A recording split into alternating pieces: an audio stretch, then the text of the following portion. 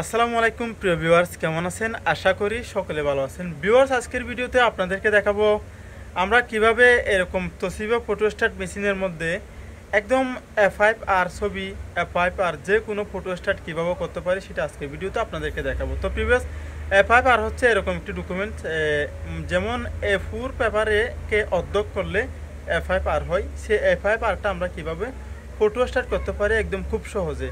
আমরা অনেক সময় ফুল কাগজও দিয়ে একদম কাগজটা নষ্ট করে ফেলি, সেই জন্য আজকের ভিডিওতে একদম সহজ হইতে আপনাদেরকে দেখাবো। তো প্রিভিয়াস এখন আমরা চলে যাব এই মেশিনের পাশে, সেখানে গিয়ে কাগজটা কেটে এবং কীভাবে করবো সেটা আজকের ভিডিওতে আপনাদেরকে দেখাবো।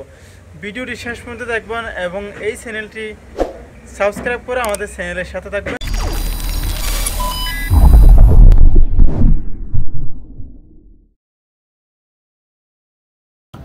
তো প্রিভিউয়ার্স, আসলে প্রথমে আমাদের F5R যখন আমাদের F5R সাইজ করতে হয় তখন আমাদের এরকম একটি A4 সাইজের পেপার নেব। প্রথমে এরকম একটি A4 সাইজের পেপার, ধরুন আমি দুইটা A4 সাইজের পেপার নিলাম, ঠিক আছে। এই পেপারটাকে আমি এই কাটার মেশিন দিয়ে কাটবো, ঠিক আছে, F5R সাইজ দিয়ে কাটবো। যদিও আপনাদের এই পেপারটা এই কাটার মেশিন যদি না থাকে তাহলে এভাবে করে বাঁশ দিবেন, ঠিক আছে।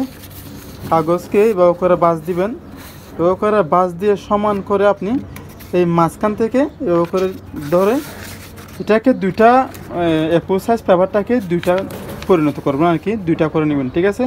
কেচি দিয়ে হোক অথবা এভাবে করে বাঁশ দিয়ে মাঝখান থেকে দুইটা করে নেবেন এই কাগজটাকে, ঠিক আছে। আসলে আমি এক হাতে মোবাইল নিয়ে এবার আরেক হাতে আমি ভিডিওটা করতেছি, আপনাদেরকে কাজটা দেখাচ্ছি, একটু ধৈর্য সহকারে দেখবেন। আমার যেহেতু কাটার মেশিন রয়েছে সেহেতু আমি এই মেশিনের মধ্যে F5R সাইজ করে তারপর কাটতেছি, ঠিক আছে। এই মেশিনগুলোতে আসলে সাইজ করে কাটলে সবসাথে বেটার হয়, ভালো একটি ফলাফল পাওয়া যায় এবং সোজা করে আমি কাটতে পারি, সেজন্য আসলে এই মেশিনটা আমার কাছে রয়েছে। তো প্রিভিয়াস আমি এখন F5R কাটতেছি, এই যে কেটে ফেলছি, জাস্ট একটা চাপ দিলাম, চাপ দেওয়ার পর এটা কেটে ফেলছি। তো প্রিভিয়াস কাটার পরে আমি এই কাগজটাকে, ধরুন এই কাগজটাকে আমি আমার মেশিনে রাখবো এখান থেকে।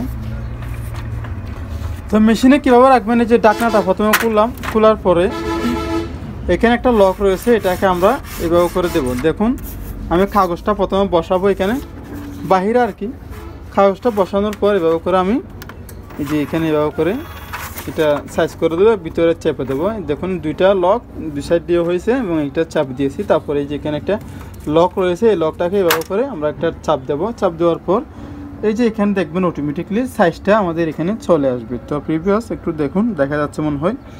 তো আমরা এখন এখানে কাজ হচ্ছে আমাদের F5R কোথায় আছে সেটা একটু নিচের দিকে, এই যে বাটন রয়েছে এখানে এভাবে করে দেখবো কোথায় F5R রয়েছে। এই যে F5R এখানে চলে আসলো।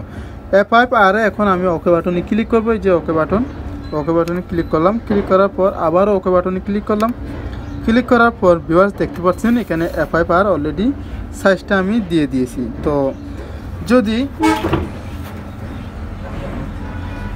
ধরুন আমি ফটোস্ট্যাট করবো হচ্ছে এই কাগজটা, ঠিক আছে, এই কাগজটা F5R আমি ফটোস্ট্যাট করব, ধরুন 2 কপি ফটোস্ট্যাট করব।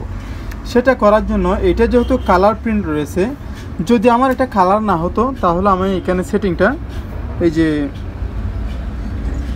এখন যে এরকম দেখতে পাচ্ছেন এই যে ইরেজ দেখা যাচ্ছে এখানে ব্যাকগ্রাউন্ডটা এইভাবে রাখবো, ঠিক আছে। যদি একটা কালারিং হয় তাহলে আমি সেটিংটা একটু চেঞ্জ করে দেবো।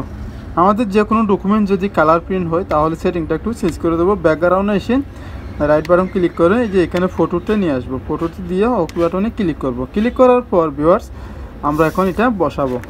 এখন এটা ঢাকনাটা ওপেন করলাম, ওপেন করার পর এটা এইখানে বসাবো। এই যে দেখতে পাচ্ছেন এই কর্নারে, একদম কর্নারে আমি বসিয়ে দিলাম। দেখুন একটু খেয়াল করে দেখুন, এই যে আমার মেশিনের একদম এই সাইডে একদম কর্নারে আমি বসিয়ে দিলাম। এই যেভাবে বসানোর পর আমি কিন্তু এটা এইভাবে A4R বসাই, F5 যে A4 কাগজ যেভাবে বসাই সেভাবে বসাই নাই, এটা একদম A4R সাইজে বসাইছি। লিগ্যাল কাগজ যেভাবে বসানো হয় সেভাবে করে বসিয়ে দিছি। বসানোর পর আমি ঢাকনাটা নামিয়ে দিলাম।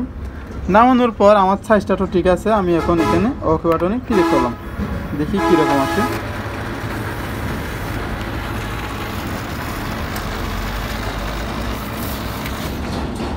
এই যে প্রিভিয়াস একদম খুব সহজে খুব সুন্দরভাবে এটা চলে আসলো, দেখতে পাচ্ছেন খুব সহজে এটা চলে আসলো প্রিভিয়াস। এখানে আসলে মূল বিষয় হচ্ছে এটা আমি যদি এভাবে না আইতাম তাহলে খালিগুলো আসতো না। তো তো প্রিভিয়াস আশা করি বুঝতে পারছেন এফআইএফ আর কীভাবে ফটোকপি করতে হয়। আপনারা সবাই এভাবে করতে পারেন। পরিশেষে এই ছোটো চ্যানেলটি সাবস্ক্রাইব করে আমাদের চ্যানেলের সাথে থাকবেন। আসসালামু আলাইকুম ওয়া রাহমাতুল্লাহি ওয়া বারাকাতুহু।